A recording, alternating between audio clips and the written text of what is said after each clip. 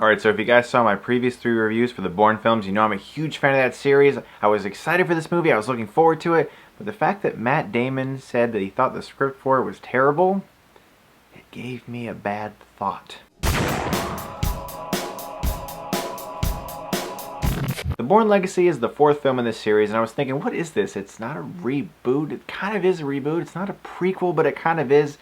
What is this thing? And I came to the conclusion that it's a prequel, reboot, spin-off.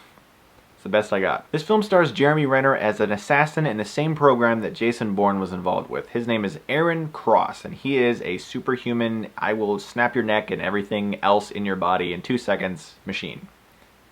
Yeah. And Rachel Weisz plays this scientist who works at this organization as well. Edward Norton is kind of like the head of this area who's overseeing all these events. And when Jeremy Renner and Rachel Weisz discover the corruption that's going on at this place, they flee, and Edward Norton then sends everyone with a gun after them to kill them. I'm a big fan of the original 3 films, and I love those movies actually. They're some of my favorite action movies. They're movies that are so good in the action genre that so many films over the past 10 years have been trying to imitate them very unsuccessfully. And at first when I heard about this, especially since Matt Damon and Paul Greengrass both didn't want to be involved with the 4th Bourne film after they saw where it was going, I was very, very pessimistic about it. But then I saw the trailers, and they got Jeremy Renner, who's a very capable actor, Edward Norton, you know, all these good talents in there, and I was getting excited for it. And this movie definitely has good things about it. Jeremy Renner is a capable actor, he's good at what he does, he's good with his stunts, he does a lot of stunts in this movie, I was very impressed. Rachel Weisz is also a very good actress, she always is very real in her roles, and Edward Norton I think is one of the best actors we have working today. And from the trailers they were really promoting this movie to be like this huge action movie, lots of fights, lots of chases. But I'm going to tell you a fact, okay? This is not an opinion, this is a fact. This movie is 135 minutes long, and I would say there's probably about 10 full minutes of action in this movie. Let me just put it this way.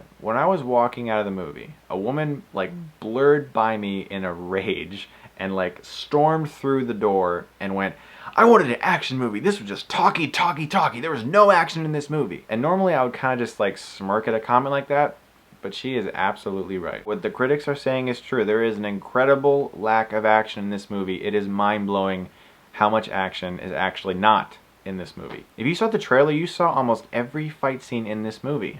I'm not kidding. This is an extremely dialogue-heavy film, and it's not the best dialogue in the world. It really isn't. Like, I talked to my friend on the phone after the movie, and he was like, "Am I an idiot, or is that one of the most confusing movies of the year so far?" I was like, "No, dude, I don't know what the heck was going on in this movie. I saw the movie tonight, and I honestly don't understand the plot. I mean, I get the plot points. I get this is happening now, this is happening now, and this is happening now. But why? What is the purpose? You know, what does this have to do with anything?" The characters in this movie talk like we just understand exactly what they're saying automatically. It's like the scriptwriter is so into this script, and he's been writing it for years, and he understands every little element of it. But for a first-time viewer, you're like, what in the world is going on right now? So the extreme lack of action and the dialogue being so wordy and heavy and very difficult to understand really clashes to make a kind of bland, mediocre movie, unfortunately. Jeremy Renner's a great actor, he's a capable actor, but his character is a superhero in this movie. He's a superhero. He is never challenged once in this movie. He barely even breaks a sweat. He never encounters one person in this movie that he cannot take down within a second. There is never one scene in this movie in which you feel like,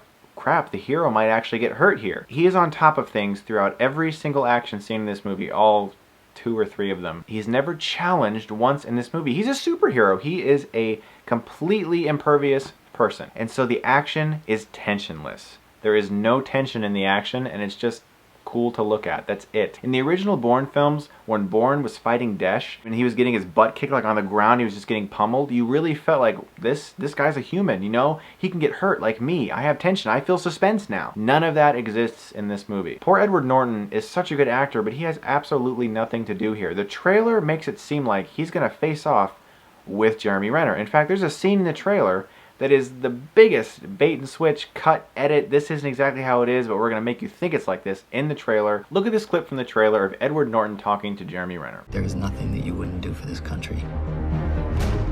You have the strength to do what's necessary." Yeah, Edward Norton's not actually talking to Jeremy Renner in the movie. He's talking to a completely different character in a completely different location, and they cut it together to make it seem like those characters are going to have scenes together. They have one scene together in the entire movie, and it's a flashback scene before any of the stuff of this movie happened, where he remembers the time he spent with him in some war somewhere. They set him up as such a cool possibility for an antagonist, and he does nothing in this movie except sit behind a computer room and look at camera footage of Jeremy Renner going places. When the action is there, it looks convincing. You know, it's not horribly filmed or anything. It's just there is no tension to it at all, and it just kind of goes by, and okay, now we're gonna have another 40 minutes literally of just talking. I could not believe how boring this movie actually was. The film has good intentions. It's acted well. It looks nice, but there's just nothing here. Compared to the other films, this shouldn't even have the Bourne title in it. It's just a very bland and mediocre movie. I'm being harder on this movie than I normally would for a movie like this. Like, if this was a standalone movie, I wouldn't be this hard on it, but since it is clearly coming off as a giant cash grab with no real importance to it at all, I'm gonna give The Bourne Legacy a C. It's coming out in a few days. Once you guys do see the movie, I'm interested in knowing how you feel about it. Thanks for watching the review, guys. If you like this review, you can subscribe to my channel and get Stuckmanized.